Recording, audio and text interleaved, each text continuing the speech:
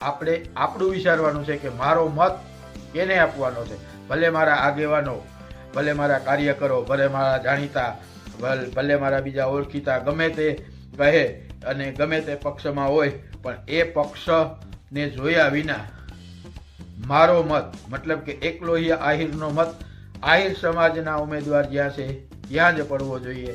અને જો આપણે આપણી તાકાત બતાવીશું તો આપણને 100% રાજકીય રીતે ઘણા બધા ફાયદા થશે અને આપણી રાજકીય એકતા સર્વ સમાજમાં દેખાશે.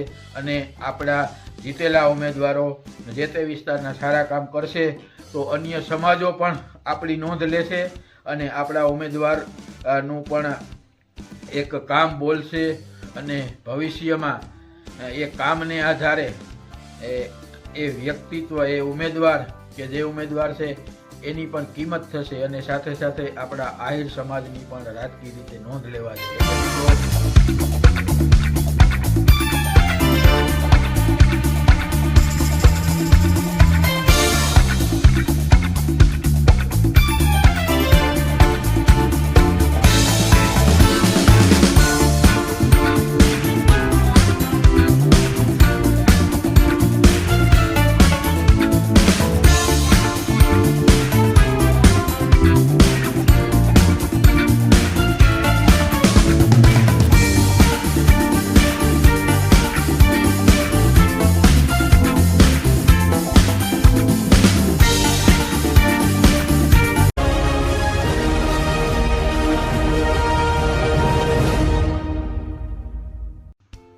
એક લોહિયા આહિરનો મત મારા આહિર સમાજના ઉમેદવારને.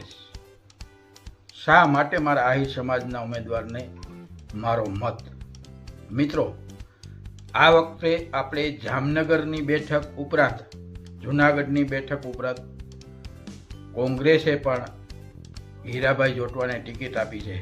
ત્યારે સાંસદમાં આપણા આહિર સમાજના 2 ઉમેદવાર જવાની સંપૂર્ણ તૈયારી છે. જો આ 2 ઉમેદવાર સાંસદમાં જાય તો આપણા આહિર સમાજનો પડઘો પડે, સાથે સાથે સૌરાષ્ટ્રનો પણ પડઘો પડે છે. મિત્રો, જામનગરમાં પૂનમબેન માડમની જીત તો નક્કી છે જ, ઉપરાંત જૂનાગઢ બેઠક ઉપર પણ આ વખતે હીરાભાઈ પોતાનું હીર બતાવવાના છે અને અત્યારનો સમય જોતા 100% એવું લાગી રહ્યું છે કે હીરાભાઈ પણ જીતશે.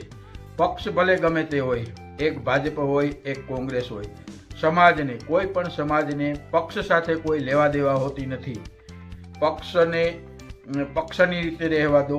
આપણે ઉમેદવાર કોણ છે, ઉમેદવાર કેવા પ્રકારનો છે એ જોઈ વિચારીને આપણે મતદાન આપવાનું છે. અને આપણી મતલબ કે આપણા આહિર સમાજની તો ખાસ ફરજ બને છે કે આ 2 બેઠક ઉપર આપણા આહિર સમાજના ઉમેદવાર છે, ત્યારે આપણો મત આપણા આહિર સમાજને જ પડવો જોઈએ. આપણા આહિર સમાજને જ આપણો મત પડવો જોઈએ. સાથે સાથે બીજા જે સમાજો છે એને પણ વિનંતી કરવી જોઈએ, એને પણ સાથમાં લેવા જ જોઈએ કે ભાઈ તમે પણ તમારો મત આ વખતે જે ઉમેદવાર છે આહિર સમાજના એને આપો. આપણે અહીં કોઈ જ્ઞાતિવાદની કે બીજી કોઈ વાત કરવાની નથી, કે આપણો કહેવાનો મતલબ એવો નથી કે જ્ઞાતિવાદ કરો, પણ જ્યારે જે સંજોગો ઊભા થયા છે, પક્ષ જ્ઞાતિનું ગણિત કરીને જ ટિકિટ આપતા હોય છે. પક્ષ જે રીતે ટિકિટ આપતા હોય છે કે જે કાંઈ હોય છે એ પક્ષની રીતે વિચારવાનું છે. આપણે આપણી રીતે વિચારવાનું છે અને આપણો મત આપણા આહિર સમાજના ઉમેદવાર, 2 જ આહિર સમાજના ઉમેદવાર છે. તો આ 2 મત વિસ્તારમાં જે કોઈ આપણા આહિર મતદાર ભાઈઓ બહેનો આવે છે એની પહેલી ફરજ બને છે કે મારો મત, મતલબ કે આપણા આહિર સમાજના મતદાર ભાઈનો મત આપણા આહિર સમાજના ઉમેદવારને જ પડવો જોઈએ. આપણે અહીં કોઈ એવું વાત પણ નથી કે વિવાદ પણ નથી, પરંતુ આપણે એક ચોક્કસ નક્કી જ કરી લેવાનું છે કે મારો મત મારા આહિર સમાજના ઉમેદવારને, જામનગરમાં પૂનમબેન માડમને અને જૂનાગઢમાં હીરાભાઈ જોટવાને, એને જ આપવાનો છે અને આપવો જોઈએ.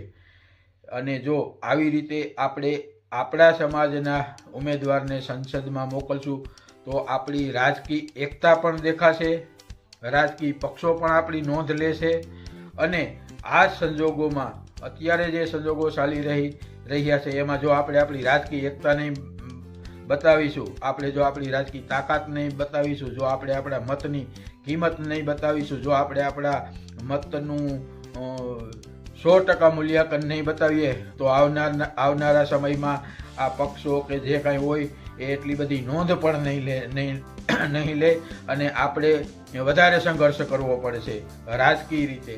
રાજકીય ક્ષેત્રે આજે આપણો આહિર સમાજ સક્ષમ બનતો જાય છે. ગ્રામ પંચાયતથી લઈને ધારાસભ્ય, સંસદ સભ્ય સુધી આપણો સમાજ એકદમ સક્ષમ બની રહ્યો છે. ત્યારે પહેલી વખત આપણો મોકો છે કે સાંસદમાં આપણા આહિર સમાજના 2 સાંસદો જઈ રહ્યા છે. એટલે મિત્રો ખાસ મારી આપને નમ્ર વિનંતી છે કે કોઈ પણ જાતની ભૂલ કર્યા વિના આપણા સમાજના બીજા આગેવાનો ભલે ગમે તે પક્ષમાં હોય એ પક્ષની રીતે ગમે તે રીતે પ્રસાર કરતા હોય, પોતાના પક્ષનો પ્રસાર કરતા હોય, એ પણ એની ફરજ છે અને જે પક્ષમાં હોય એ પક્ષનો પ્રસાર કરવો એ એની ફરજમાં આવતી હોય છે. એટલે આપણે આપણા આહિર સમાજના જ આગેવાનો કે જે કોઈ કાર્યકરો બીજા પક્ષમાં હોય તો એની આપણે નોંધ લેવાની નથી. મતલબ આપણે આપણું વિચારવાનું છે કે મારો મત કેને આપવાનો છે. ભલે મારા આગેવાનો, ભલે મારા કાર્યકરો, ભલે મારા જાણીતા, ભલે મારા બીજા ઓળખીતા ગમે તે કહે અને ગમે તે પક્ષમાં હોય, પણ એ પક્ષને જોયા વિના મારો મત, મતલબ કે એકલો આહિરનો મત આહિર સમાજના ઉમેદવાર જ્યાં છે ત્યાં જ પડવો જોઈએ.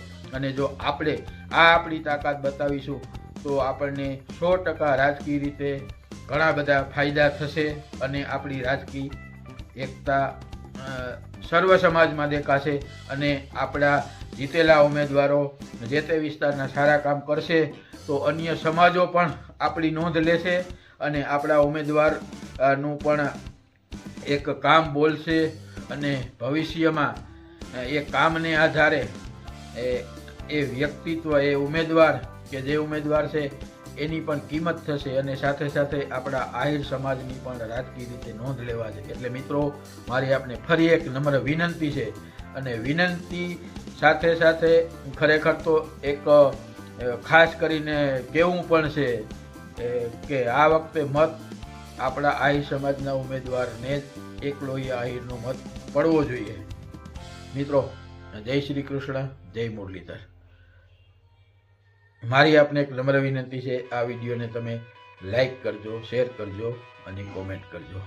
મિત્રો તો ભૂલ્યા વિના આપણો મત આપણે અત્યારથી જ મનોમન નક્કી કરી લેવાનું છે કે આહિર સમાજ, એક લોહિયા આહિરનો મત આહિર સમાજના ઉમેદવારને જ પડવો જોઈએ. મતલબ કે જામનગરમાં પૂનમબેન માડમ અને જૂનાગઢમાં હીરાભાઈ જોટવાને.